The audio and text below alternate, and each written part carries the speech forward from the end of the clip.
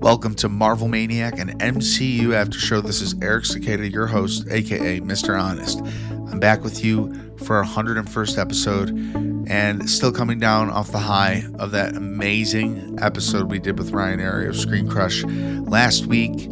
He is so smart. Like he has, as my friend TJ said, you know TJ, if you have been here for a bit, he's like, this guy has encyclopedic knowledge, and I'm like, that couldn't have been better put. Yeah, that's the best way. Like, Ryan Arey is a superhuman, meta-analytical genius. Okay, that is what they refer to these days. The kids call glazing. However, I'm not ashamed to prop up things or people that influence or make me feel happy or help me in my day-to-day. I only share that just in case anyone else might be looking for something like that or can relate. And, you know, that goes really hand in hand with this opening episode of the series Moon Knight. Blend of mystery, mental health exploration, and superhero storytelling. Oscar Isaac, commonly known from Star Wars, in my opinion, he puts on the dual performance of Stephen Grant, and spoiler alert for the end of the episode, Mark Spector. And it's very cool the way they do this. They handle the dual personality thing in the best way. And we're going to go through this episode and cover all the tiny moments and some of the bigger moments. You know, it's the first episode, so it's not crazy. But I will say I have seen this show before. It was about 2 years ago.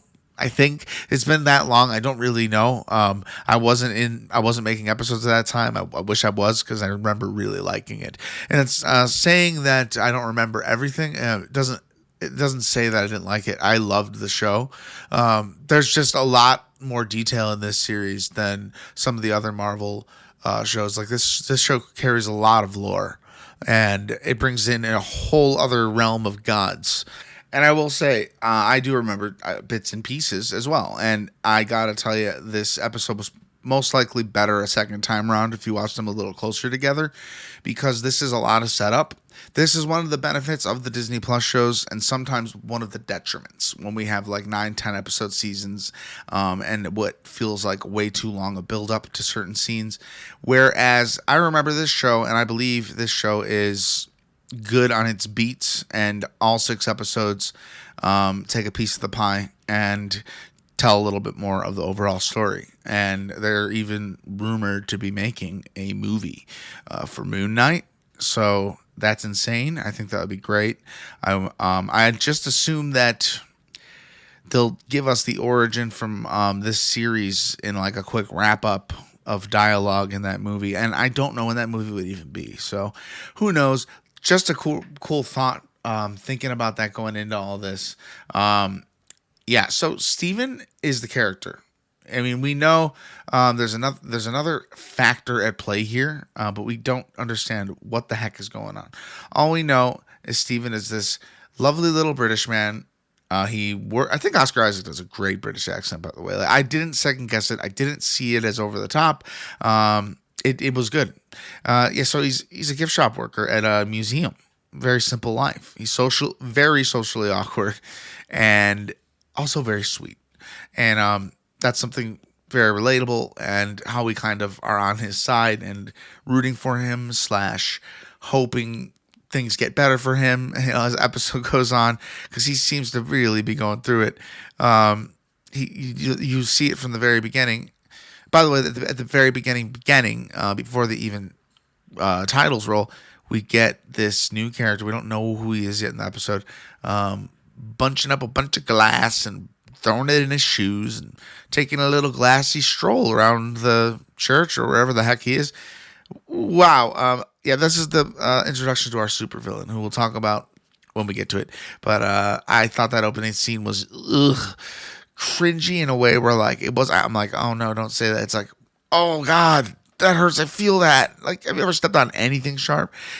What is he doing this for? What purpose is this serving? You know? But anyway, we get back to like the beginning of the episode, after that crazy glassy shoe scene, and we see how Steven wakes up. and he's strapped to his bed. He's got ankle restraints. He's got restraints everywhere. He's set himself up to not be waking up in the middle of the night and getting out of bed. And he also has a piece of tape on the door. All the way this is unveiled. This is unveiled by the end of the episode to just be a check if he lost control of himself and blacked out again. And all we know in this episode is what he knows is there's blackouts and he wakes up in awkward places and it is ruining his life.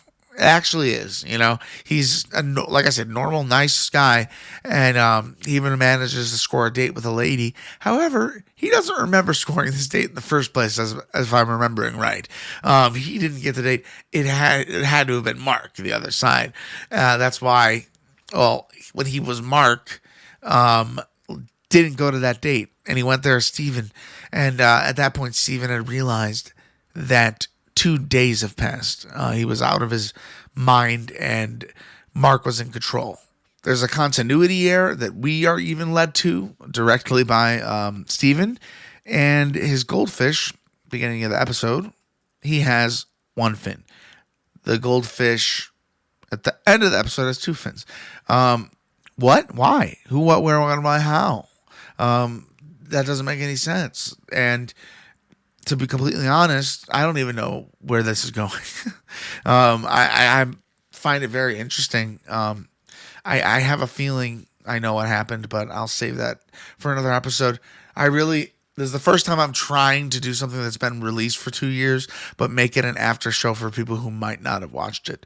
Most of my after shows, like if I'm late to them, I'll do a recap like Loki, but I would kind of want to try and see if I can do this without spoiling the whole series. I assume a lot of people who have listened to this though and are listening now have probably seen this already. So it's the best of both worlds. Steven is taken for a ride in this episode. He hears this voice mocking him, and this is the beginning of the introduction to Khonshu. That's all I'll say. We see him a few times. His name's Khonshu.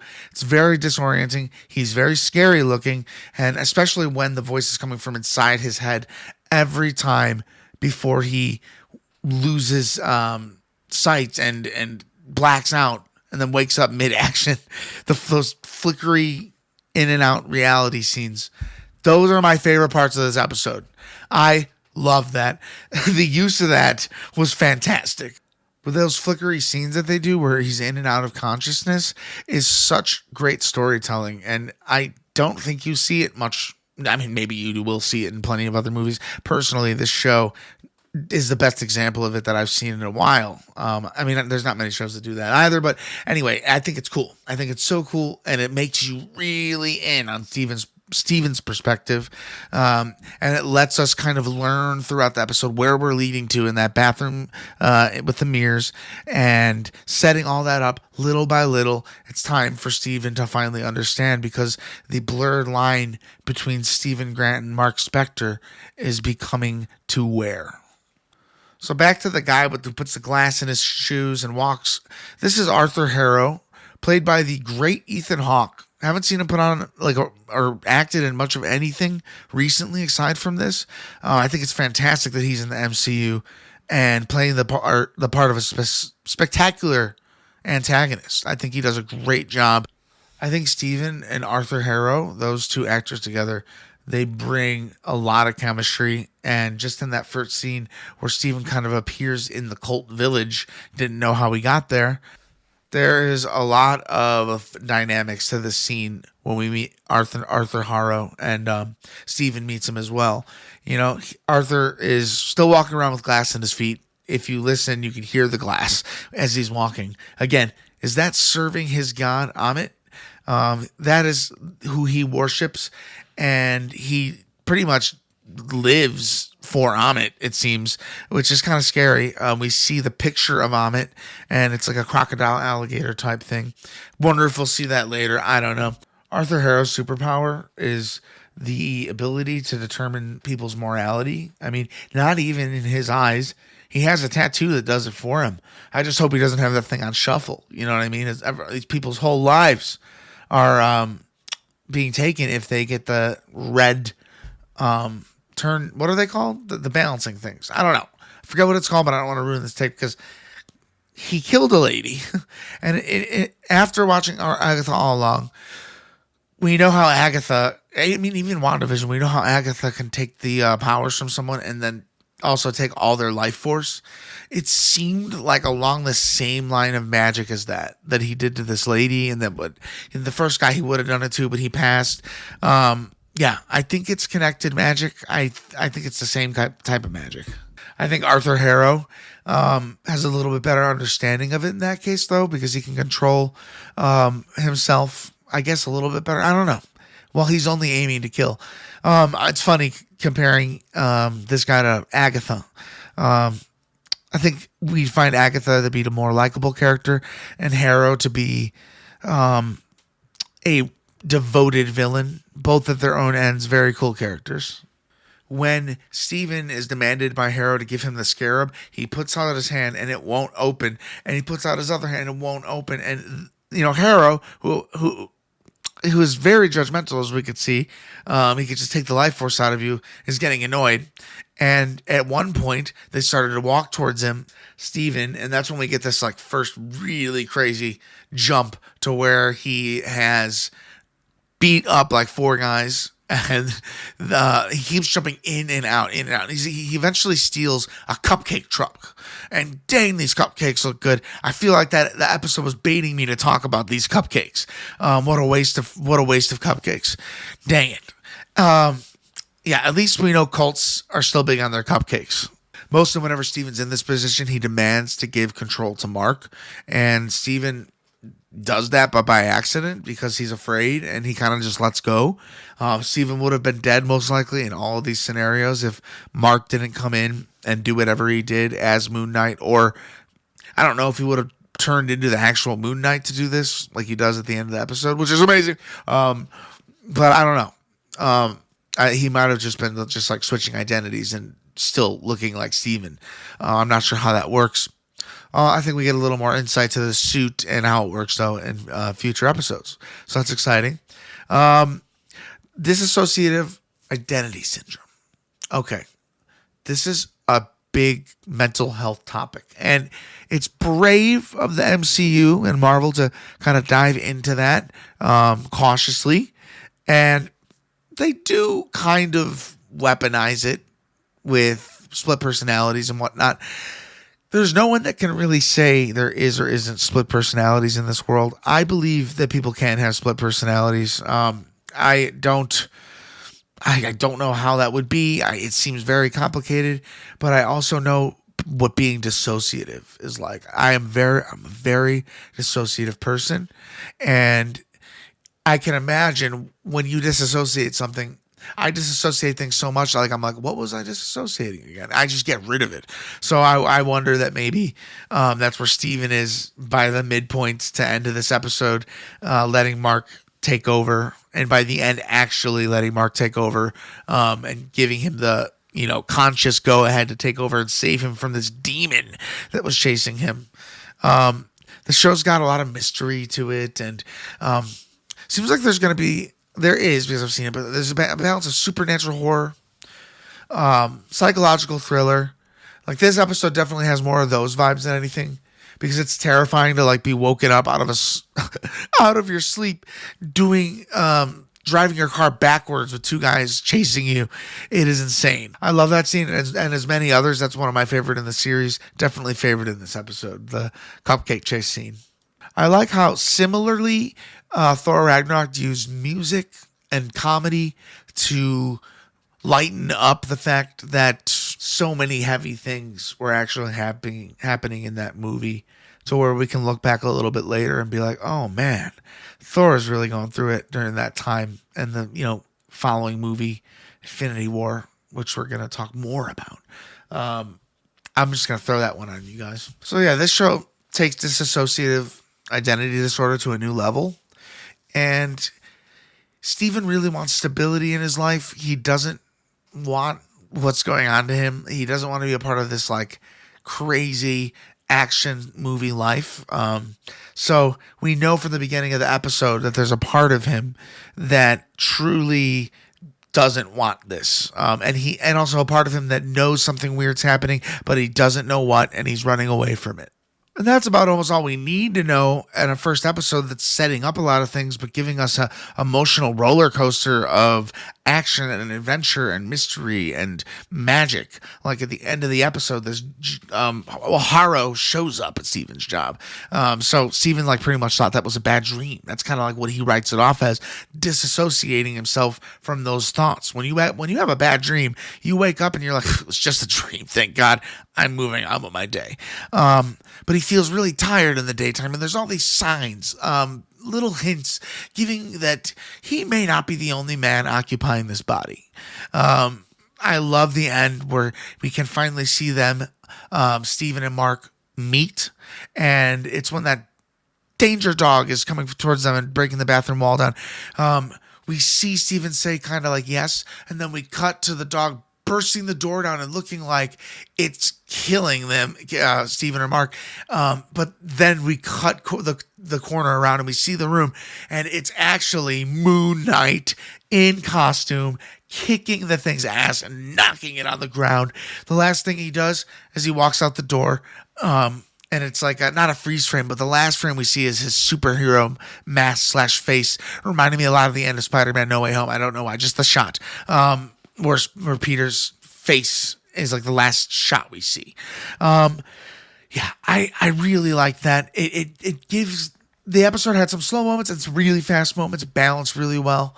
And we don't know everything. We are next to out of the knowledge of what's happening. We are in the ride with Steven, and he's our relatable character. Even though whatever we learn about Mark in future episodes, we're starting this show with Steven as the main protagonist. So as we begin to wrap up, give you a few more thoughts. I think episode 1, upon rewatching, holds up insanely well. This show is awesome, and I know that, so it's easier for me as someone who's seen it to be as invested and as confident in that thought. You might be watching, you might be bored. And it does feel different this time around because I did need the earned moments, and it took me a second, maybe halfway through the episode the first time around, to kind of get on board with the show, its pacing and its tone. By episode 2 I was drawn in. It excites me to be talking about Moon Knight with you for a few reasons. One, back in 2022 when this was released, I was going through a personal hell, and I'm not seeking anything out of that. All I'm saying is it broke me in a way where I didn't cover Moon Knight. It was the first series I'd missed in covering.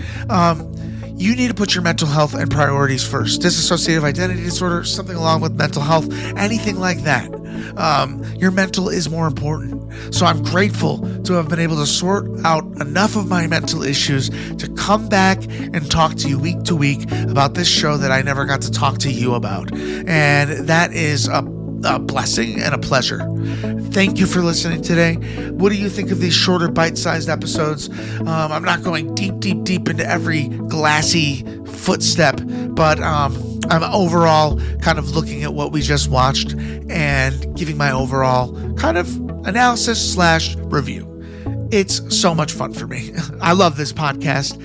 It's the fact that we're on episode 101 right now that motivates me to feel like we're in a second phase, almost like our Marvel Maniac Phase 2. Share with me your favorite moments on MarvelManiacPod@gmail.com by donating to the tip jar. You can leave a message.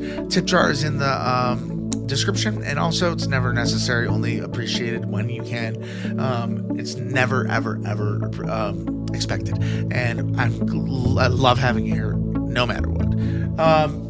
I have to say, I see a lot of good things happening for this podcast this year. Send me good vibes, send the podcast good vibes, and also grant yourself some good vibes all around.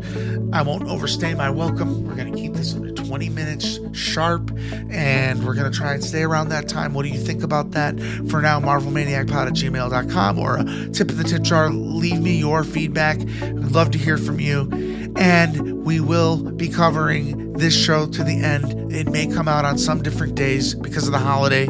and the releasing of What If, and however I decide to cover that. So thank you for bearing with me, and we'll see you soon. I'm going to talk to you this Friday about Avengers Infinity War. Be there. I'll see you there. And until then, Avengers, disassemble.